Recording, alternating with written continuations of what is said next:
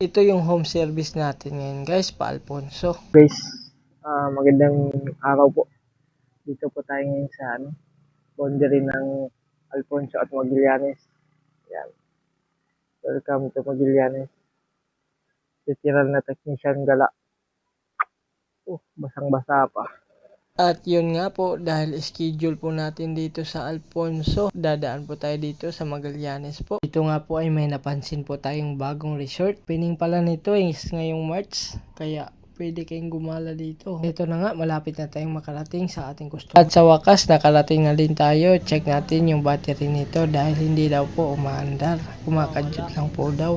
Ito nga, yung defect niya, isang battery ay hindi nag-spark. Ito po pala kami mag-check ng battery, isa-isahin. Dahil nga po for checking lang po ang pinunta natin dito, ay hindi tayo nakadala ng battery. Diretso na po tayo sa General Aguinaldo dahil may dadaanan pa tayong repair ulit. Let's go! Ride safe tayo dyan. Pre, dalhin natin yung coke na binigay ng customer sa atin. Itong napakagandang experience guys kasi once na nasa malayo yung service mo, ayun, makagala ka talaga at makapag-rides ka pa. Ano pang hinintay mo? Technician gala na. Ang dala mo lang dyan, motor, tools, at siyempre, yung lakas ng loob. Dahil nga po first time natin dito, kaya kinakapa pa natin yung mga daan. Ako lang to.